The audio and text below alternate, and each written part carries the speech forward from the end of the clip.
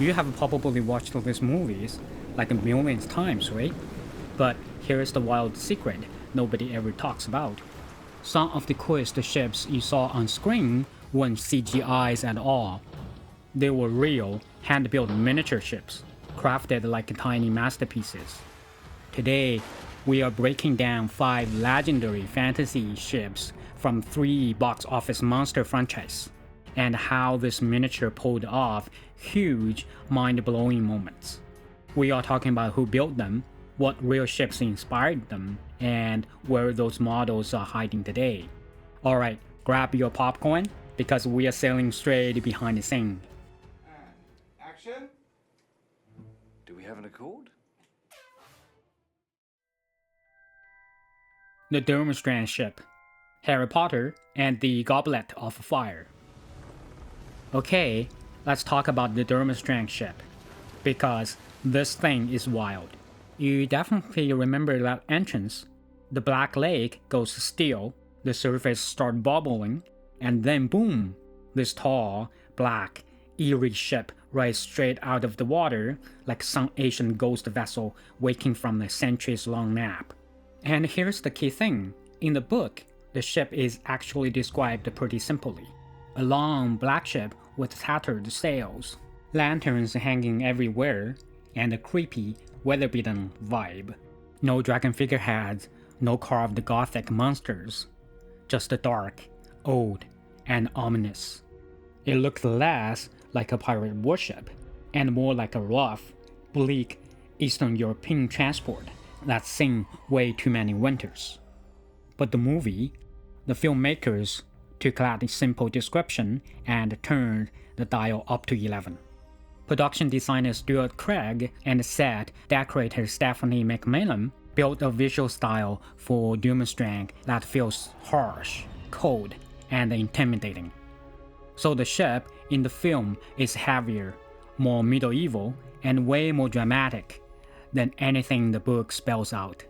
Whether the planks, dark hull, crooked lanterns, ragged sails, all absolutely in the spirit of the book, just pushed way further for visual storytelling. But who actually built this monster? Alright, here is the scoop. The brain behind a lot of the Harry Potter's miniatures, including probably some of the huge sets, was Jose Granell and his model shop team. Granell's story is kind of awesome. Born in London, no formal art training, but he loved tinkering and designing as a kid. He started out making fancy shop window displays, and then a chance ran in with a school friend who made miniatures for magazine shots, completely changed his path. Next thing you know, he's building magical ships for Hexworlds. And this wasn't a one-person job. A small squad of about 6 to 12 specialists who spent weeks, sometimes months, crafting, painting, and perfecting every tiny plank and lantern. Basically, it's a combination of engineering, art, and movie magic, which is why it took so freaking real on screen. Now you might be thinking, wait, this was 2005. CGI was a thing, why not just use computers? Great question, and the answer is pure genius. 1. Real water is better than CGI water. The splashes, the ripples, the way lights reflect, a miniature interact with real water just behaves naturally. CGI still struggled to fake that perfectly back then. 2. Total control. They could light this tiny ship perfectly, frame by frame, and shoot it from any angle. Try doing that with the CGI, it was chaos back then. 3. The details. The weathered wood, the scratches, the glow from the lantern, the miniature captured it all, making the ship feel authentically old and magical. So they got the best of both worlds.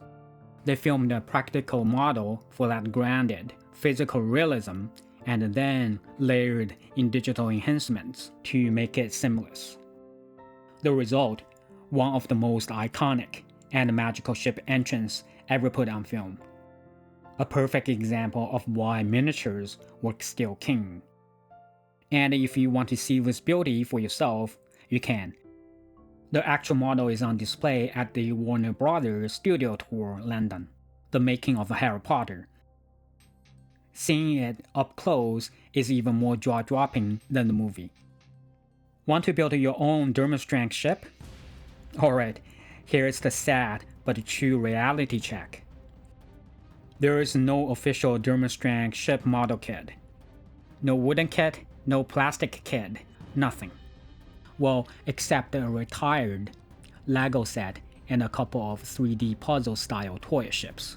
But don't lose hope. If you are itching to create your own version, there is a great starting point. The Corel's 1-70's Coca Veneta kit, or the Maris Stella's 1-59 scale Ragushian Carrick kit. With some creative tricking, add those creepy ornaments, rough up the hull, throw on some heavy weathering. You can absolutely morph it into a Durmstrang style ghostly galleon. Honestly, it sounds like an epic future project for this channel. And who knows, maybe after this video drops, some of the big wooden model kit brands will see the hype and say, maybe it's time to release a proper Durmstrang ship kit. Hey, a builder can dream, right?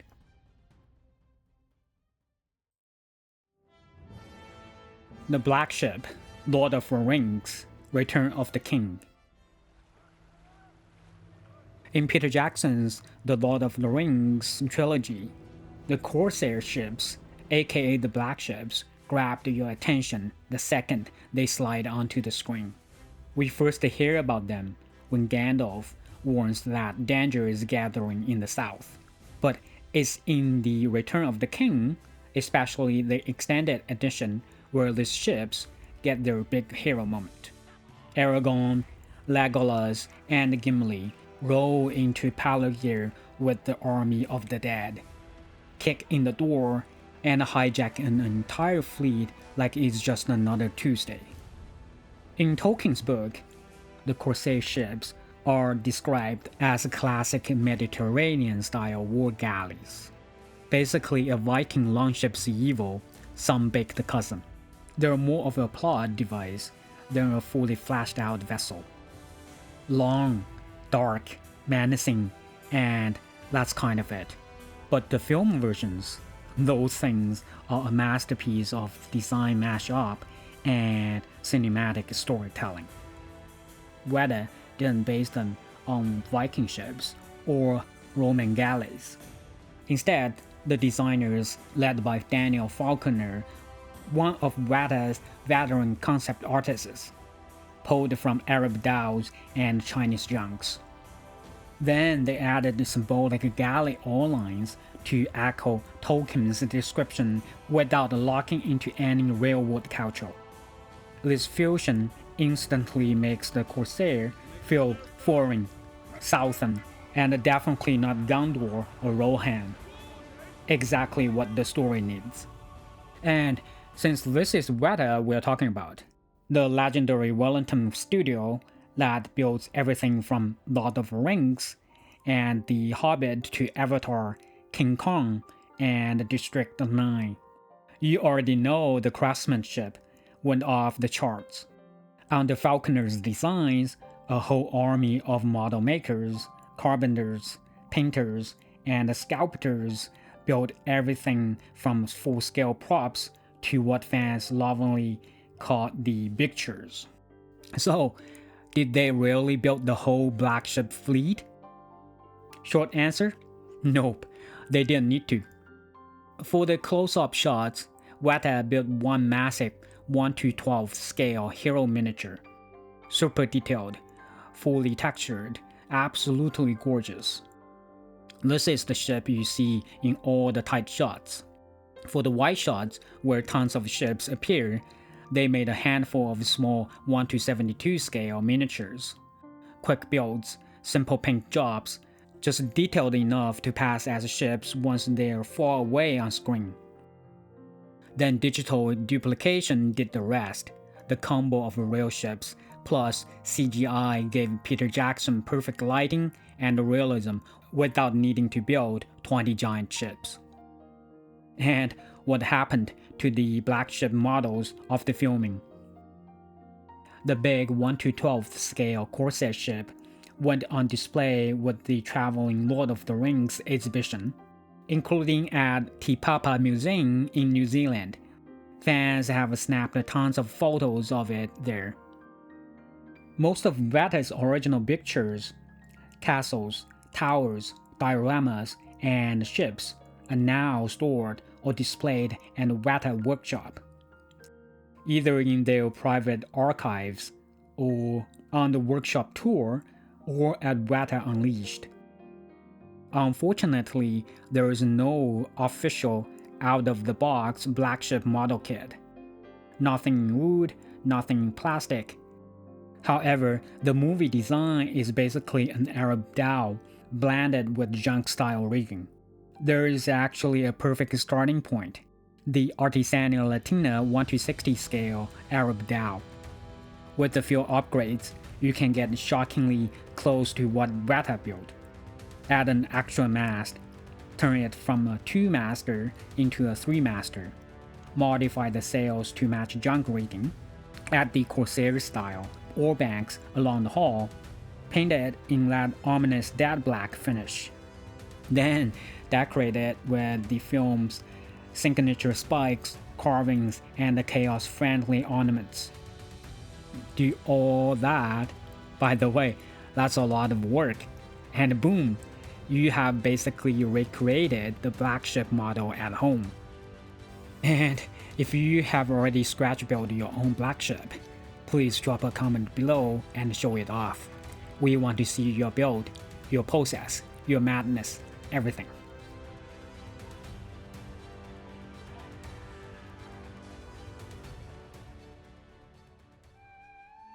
Greyhaven Boat, Lord of the Rings, Return of the King. The elven ship is never shown doing anything ordinary. You never see it tied up at a dock, bobbing around like a fishing boat. Every time it appears, it's bathed in that glowing, otherworldly sunset at the Grey Havens, a place that already feels halfway out of Middle-earth.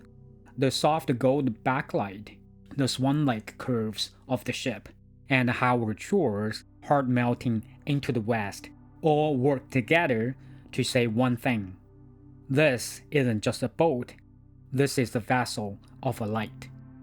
A ship meant to carry the last of the elves, then Frodo and Bilbo, into myth. In Tolkien's novel, the ship isn't described like a normal vessel at all. Tolkien, master of language and legend building, keeps it poetic. It's a white ship, or elven ship, crafted in the havens of Mytholand. It meant specifically for the straight road to Valinor. Its color is white and gray, and the key detail is fashioned like a swan, graceful, organic, living. Less nautical blueprint, more myth wrapped in wood. Translating that into something you can actually film fell to Jiang Hao and Alan Lee, the artists who basically visualized the entire legendarium for the movies. Their mission was simple but tough: create a ship that looks timeless, elegant, and absolutely not human. Where the Corsair ships drew from railway dhows and junks, the elven ship had to feel like it came from a culture closer to angels than sailors.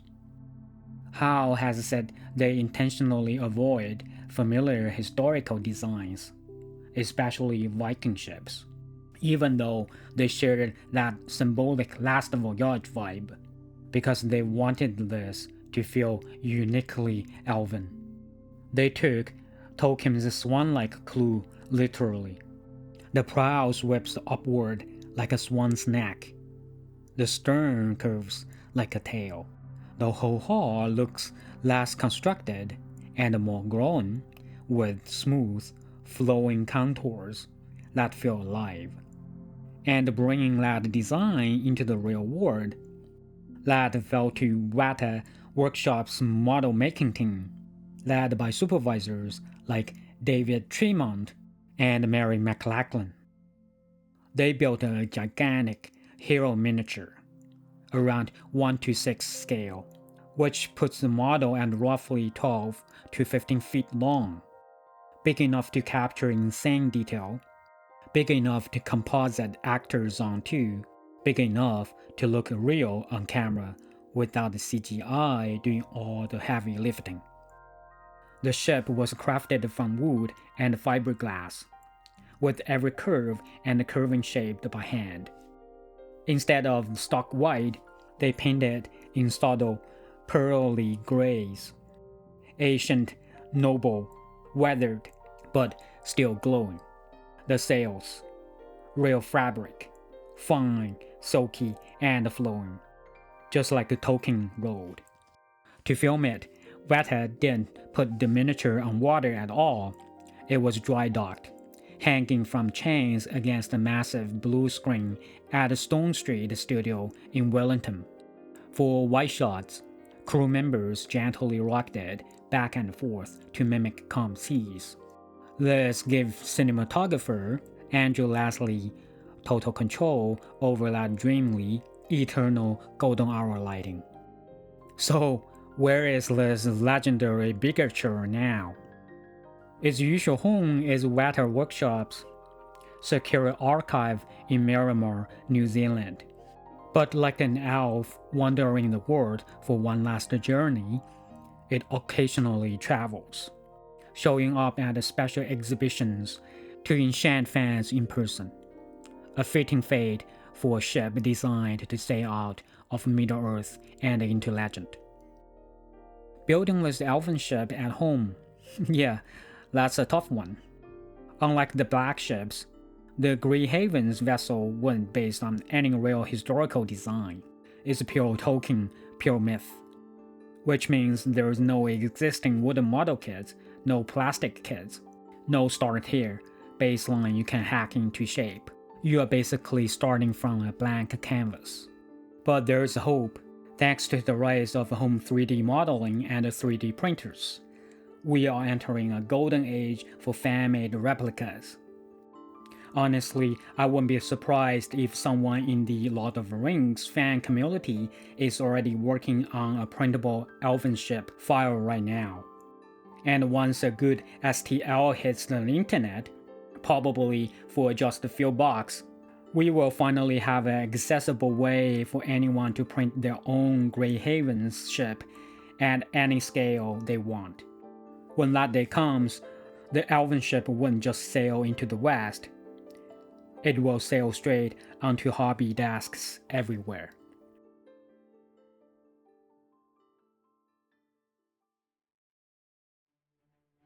Black Pearl, The Pirates of the Caribbean. The Black Pearl's story doesn't start in novel or any dust old legend. It starts in a theme park ride. Unlike the Lord of the Rings, there was no Tolkien-level blueprint for the filmmakers to follow. The Pearl had to be invented from scratch for Pirates of the Caribbean, The Curse of the Black Pearl. Screenwriters Ted Elliott and Terry Rossio imagined her as the ultimate pirate ghost ship, the only vessel fast enough to outrun the Flying Dutchman. From the script alone, she already had a personality, supernaturally fast, blackened and cursed, with those creepy, tattered sails that never stop billowing, even when there's no wind at all. Production designer Brian Morris and illustrator Crash McCreary then took that idea and gave it a silhouette, haunting, predatory, instantly iconic. Technically, the Pearl is rooted in the shape of a late 17th century Spanish galleon, the classic high-stern treasure ship that fits Jack Sparrow's backstory, plus the Pearl's history of being captured, burned, cursed and reborn. But to make her feel unique and sinister, the team exaggerated everything. Stern, they stretched the fantail until it looked like the tail feathers of a hunting bird. Sails, the famous black sails that stay full with zero-ringed, pure supernatural flags. Color and texture, the black isn't paint, it's a scorched, charred finish, as if the pearl literally sailed out of hellfire and kept going. Fun fact, despite online rumors, she wasn't based on the Black Swan from on Stranger Tides. Actually, the reverse happened. The pearl influenced the modern pirate aesthetics everywhere. How they filmed the Black Pearl? A full-scale ship, plus epic miniatures. The full-scale ship, the Sunset. To make the pearl real, Disney actually built a full-size, seaworthy hull. A team of shipwrights, led by supervising art director Larry Diaz, constructed it in Butler, Alabama, and later in Florida. This full-sized vessel, nicknamed the Sunset, was about 140 feet long. It had a real hull and could move under power, but the masts and rigging were added digitally, since the Pearl's supernatural sails were too complex to animate physically. It served as a floating set for all the deck scenes and was towed around the Caribbean like a pirate movie production yacht. So why miniatures? Because some shots, massive storms, violent battles, impossible stunts would have destroyed a full-size ship. The miniature magic came from ILM, George Lucas' legendary effects studio. Under model supervisor Bruce Holcomb, they built two radio-controlled Pearl miniatures.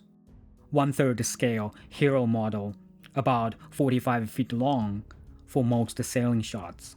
1/6 scale model for high-impact action, waves, and crashes. This definitely weren't bathtub toys. They were filmed in ILM's gigantic wave tanks in San Rafael, California, complete with industrial fans, giant splashes, and high frame rate cinematography to give the ship that heavy, ocean-sized majesty. The final Black Pearl you see on screen is a combo of all three words. Actors on the full-scale hull, large-scale miniature for the big cinematic sailing shots, CG extensions for the supernatural sails, rigging, and seamless transitions, digital enhancement for the cursed, wind-defying behavior. It's one of the best hybrid ship effects ever put on film. Well, want to build your own Black Pearl? Good news, this one you can actually build straight out of the box. Unlike the Elven ship or the Corsair ships, the Black Pearl has a whole bunch of options. You have got the plastic kits from Revell and the Vesta, wooden kits from Archery and ZHL, and I have even heard Mantua is cooking up their own version of the Pearl right now. I even built a smaller scale wooden Pearl myself. And if you want to see the whole chaotic journey, the full build video is already up on my channel.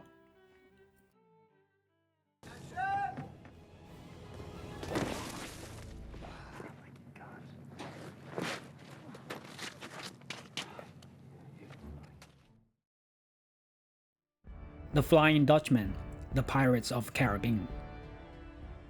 And finally, my all-time favorite movie ship, the one that scared me, inspired me, and made me want to build creepy barnacle-carved boats forever. The Flying Dutchman from Pirates of the Caribbean, Deadman's Chest. Unlike the Black Pearl, the Dutchman wasn't born from a film script or a theme park ride. Its roots go way deeper into global folklore. Since the 1600s, sailors have whispered about a ghost ship cursed to roam the seas forever. a floating omen of doom. Screenwriters Ted Elliott and Terry Rossio took that ancient myth and fused it with the pirate universe. There are twists. The Dutchman wasn't just a ghost ship.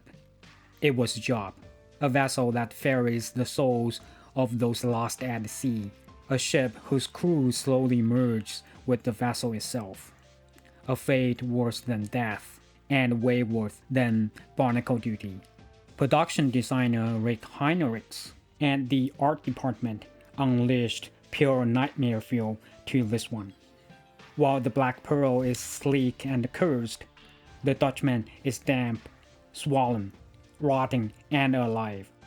For historical grounding, the designers chose a 17th century Dutch flute as the base, a perfect nod to the legend's Dutch origins.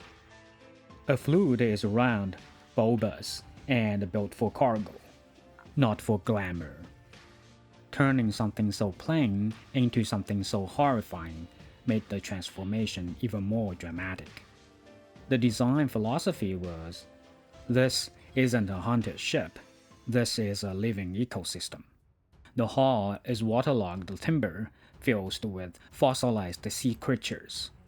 Ropes are replaced with seaweed tendons. The sails look like shredded skin membranes, and the figurehead is Davy Jones himself, his tentacle beard literally carving into the prow. Captain and ship, one entity. Building the Dutchman, the most complex hybrid ship in the franchise. Just like the Black Pearl, the Dutchman had a full-size hull and deck built in the same shipyard in Bayer La Batra. But this one was even crazier. The ship was really an enormous shell, a practical set covered in sculpted foam, latex skin, barnacle clusters, coral plates, and endless creepy sea rot. The crew kept it constantly wet on set, so it looked freshly put out of the ocean. Actors filmed all their deck scenes on this slimy nightmare. Once again, industrial light and magic stepped in for the sailing shots. They built two main radio-controlled miniatures. A 1/3 scale hero model, massive, detailed, and used for beauty shots. A smaller, tougher model, around 1/6 scale, for violent scene like the Maelstrom battle. This wasn't just scaled down props. They had to look like the living corpse of a ship. Every barnacle, every coral growth, every woozy texture was hand-sculpted and added piece by piece. Filming the miniatures, or bigatures we should call, they were shot in ILM's huge wave tank, the same used for the Pearl.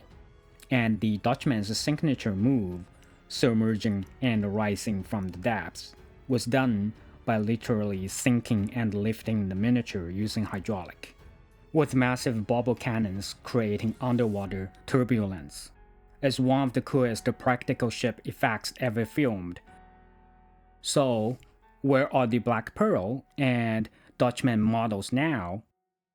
Sadly, the huge 1/3 scale hero miniatures probably didn't survive. After years of punishment, wave machines slamming it, constant soaking, repairs, they were likely dismantled, just like most oversized film miniatures.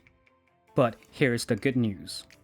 Disney built full-scale Black Pearls and the closest real-world Flying Dutchman ever created for their theme parks. The most impressive versions live in Shanghai Disneyland's Pirates of the Caribbean Battle for the Sunken Treasure. There you will find a stunning full-scale Black Pearl recreation, a massive, hyper-detailed Dutchman stern, and an incredible full-size Davy Jones animatronic standing on his cursed deck. They're not the original filming models, but they are the closest you will ever got to seeing these legendary ships in the real world. If you want to build your own Flying Dutchman, the Oakley 1/50 scale Flying Dutchman kit is honestly the best starting point out there. Sure, it doesn't match the movie version perfectly, but with some custom weathering, added sea creatures textures, and a few upgrades, you can turn it into a true cursed masterpiece. And hey, Okri, if you're watching this, you know what kit to send me for the next build. Alright, that wraps up my list of 5 legendary fantasy ship models from the movies. It's kind of amazing where we are today. With social media, modelers communities, CAD programs, 3D printers, and AI tools, we are closer than ever to bringing those big screen dream ships right onto our hobby desks. All the information, all the stories, all the techniques, they are out there, easier and cheaper to reach than ever before. 10 years ago, an average Joe like me could never have made a video like this, let alone share it with all of you. But here we are, and if I can do it, you can do it too. With passion, patience, and a little bit of stubbornness, you can take something that only existed in your imagination and make it real. That's the magic of this hobby. Now it's your turn. What fantasy ship miniatures do you think deserves a spot on this list? Drop it in the comments below and let's nerd out together. And stick around because next video, I'm diving into 5 miniature ships based on real historical vessels that were used in blockbuster films. It's gonna be awesome.